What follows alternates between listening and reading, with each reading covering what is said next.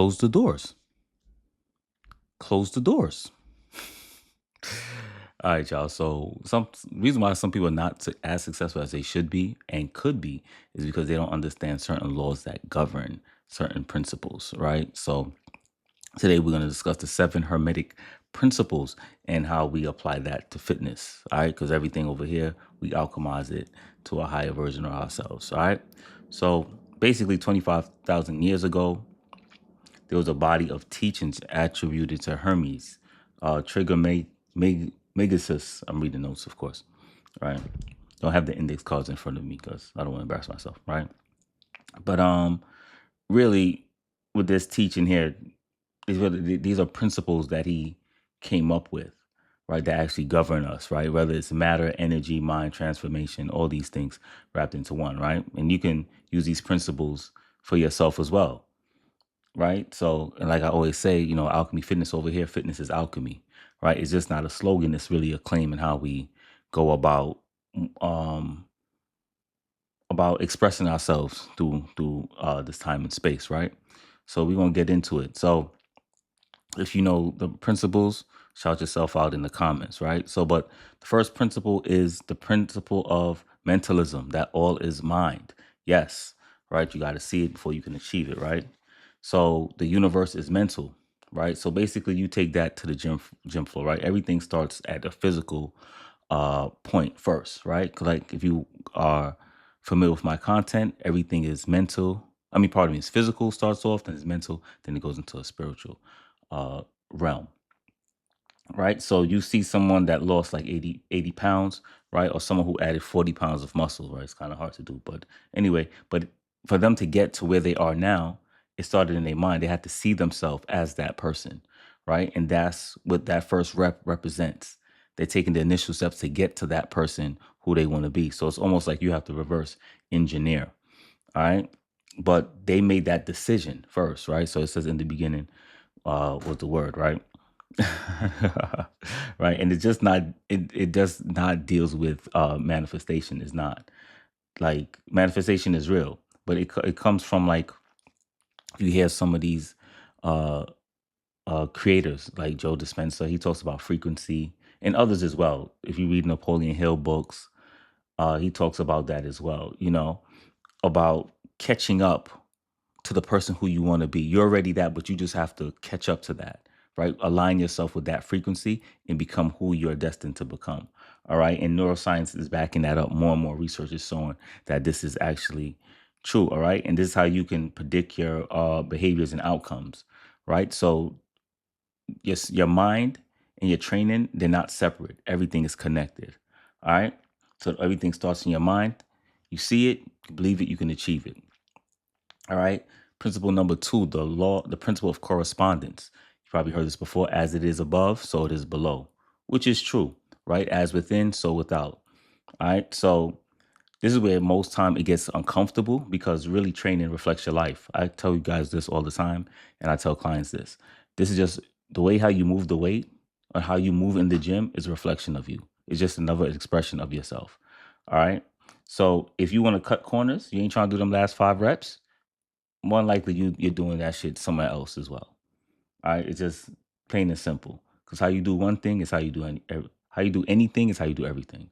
All right, and it's consistent across the board because at the end of the day, you're the common denominator. All right, so you want to change, you actually have to stay committed to the process and lock in. If it's 5 more reps, do the 5 more reps, and you'll see how one, you'll see that you were able to do it. Then two, you take that same attitude or that same energy to other aspects of your life, and you'll see the change of you becoming more successful. All right. So cool. Number 3, the principle of vibration, right? Nothing rests. Everything moves, everything vibrates, which is a fact, right? Even at a cellular level, right? Your muscles are in constant state of protein synthesis and breakdown. Your nervous system oscillates between sympathetic and parasympathetic states. Adaptation itself, the entire premise of training, right, is the proof that nothing in the body is static. Static, if you're static, you're dead. You always want to be dynamic, meaning you continue to grow, continue to improve. All right. So this is why plateaus are not really a punishment. It's really, you just slow down the vibration. So you have to pick it up again. So you have to make another pivot or change something in order to to create a new stimulus. Right. That's why people are like, oh, I'm bored. But being bored is from a feeling from within, actually. But you just got to change your frequency. You know what I'm saying? So whether it's your tempo, your load, or your recovery, and that will break your plateaus. All right. So principle number 4, the principle of polarity. Everything is dual. Everything has poles. Opposites are identical in nature, differing only in degrees. All right. That's a dope a principle, by the way. Right. So discipline and rest aren't opposites fighting each other. They're the same force at different ends of the spectrum. And once you understand that, you look at life totally different. It's as simple as that. Don't try to overcomplicate certain things. Ask yourself why, and then see the reasoning behind it, and you'll be able to navigate a whole much better. Trust me. So, like overtraining and undertraining, they're two fields at the same access, right? Like love and hate. They're just two sides of two sides of the same coin, right? You just pick what side you want to be on, right? So whether it's your elevated heart rate, cortisol level, or adrenaline, this is a state of your mind. So you have to learn how to control that as well and reframe it as well. Once you start reframing certain things, it'll be so much better on how you move. All right. So always keep that in mind. All right. So you can.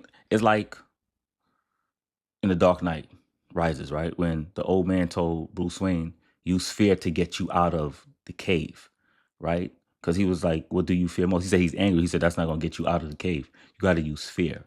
So he used that on the other extreme end to get him out of there. And that led to his freedom, if you understand what I'm saying. So keep that in mind. All right. So number 5, the principle of rhythm, right? Everything flows out and in. Everything has its tides. The pendulum swings manifest in everything. And that is true. I tell clients that all the time. You have to find your rhythm. When you're training and you just repping through, I'm like, no, you gotta slow down. Slow down the rhythm of it. And sometimes we moving so fast or so quickly, we don't appreciate certain things that life have to offer because we're moving at a fast rhythm or pace, right? So you want to kind of slow things down, right? So this is why you have periodizations. Even if you study music with the pace and beats and rhythm, sometimes they have breaks in between, right?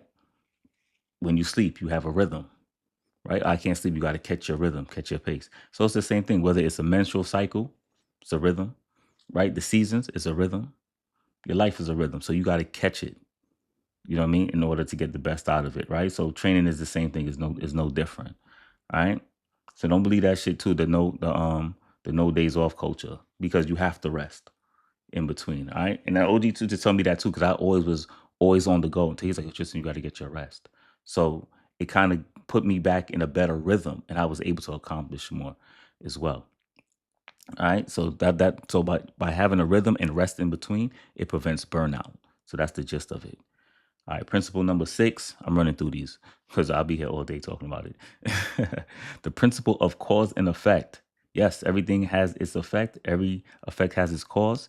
Chance is but a name for law not recognized. I think this is why people are so careless, because they're unaware of this law in life. Every action has an equal and opposite reaction, no matter how great or how small. You got to be careful of what you cause. All right. So there's no such things when it comes to fitness as bad genetics as an excuse. Yes, genetics matter, but people still have to work hard to accomplish what they want, right? And I think some people just don't work hard enough, or they're not applying certain principles to get what they want. You see what I'm saying? That's why you got to tap into a trainer. I do one-on-one coaching and macronutrient training as well, right? But seriously, um, you have to have an adaptive response to a cause you may not be tracking. So some people they may be under eating, chronic stress, chronic sleep, debt. So these are things or metrics that I always ask with my clients, because something is always wrong. And whenever you lose your way, you always go back to the beginning, goes back to the foundation, right? Because there's no mystery with anything. You know what I'm saying? Like growing up, we would say there's no mystery God. Like everything is cause and effect. There's a reason why it rains, the reason why it snows, how plants grow. Everything has a reason behind it. So if you're not accomplishing something, you have to be honest with yourself and find out what's preventing you from doing that. There's something you're not doing. All right. So keep that in mind. All right. So if you find the cause, you can control the effect. As simple as that. All right. And last but not least, the principle of gender. Gender is in everything, right? Everything has a masculine and feminine principles, which is a fact. I remember going to Home Depot years ago, and the dude was telling me, I was like, oh, I need this hose. I was like, oh, they sell it together? Because I wanted just one part of it. He's like, yeah, they sell it male and female because one goes inside the other. So I was like, oh, that's interesting. And when you think about yourself, even as men, sometimes you hear about the, I feel like a damn pastor always wiping my forehead. It's been hot. uh, Even within men, sometimes you hear they go over masculine. I'm trying to be too macho, but you got to tap into your feminine side as well and have an appreciation for the feminine side within yourself because it helps you relate to other things better. That's another science, another thing. And if you're a woman who's trying to be too assertive, too masculine, sometimes, or better yet, you tapped into your family too much, that can be a detriment as well. So you have to find that balance as well, right? So you know, it in the in the alchemy, in the alchemy sense, I was right. It's about generative and receptive force working together to create. So that's the beauty of it. So you have to harmonize in order to create something, uh, I guess, beautiful, right? So in training, the generative force is intensity, output, and effort, and the receptive force is recovery, nutrition, and sleep. That's the body's ability to actually receive and use what you gave it. All right, so that's how those principles work together in fitness. In life, you can tie it into anything that you do. You know what I'm saying, like a yin and yang effect as well. All right, because most people would put too much emphasis on the generative side. They just come to the gym beating their body up, but then they don't rest and recover and they don't sleep well. So therefore, it's like a Pyrrhic victory, meaning like you're quote unquote winning, but you've lost so much in the war, you might as well tally it up as a loss.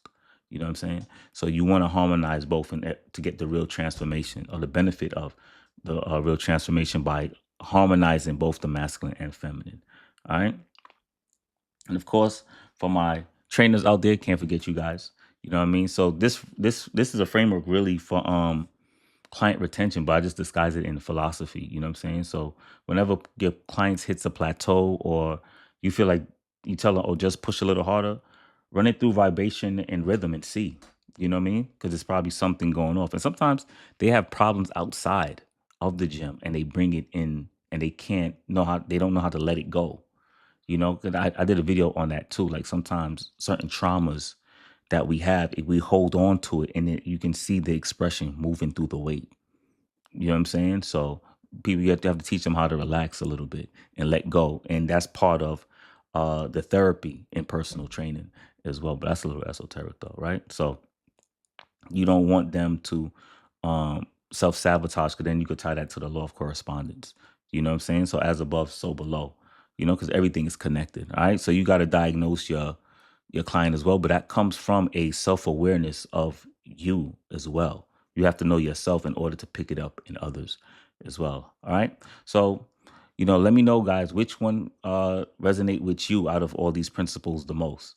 And I'd love to hear your comments below. And if you're looking for a training to get you to point A to point Z or to transfer you from lead to gold, click the link in my description and reach out. Let's see if we can work together. All right. So it's Alchemy Fitness signing off, where we transfer you from lead to gold. Train hard, train smart, and train safe. Peace.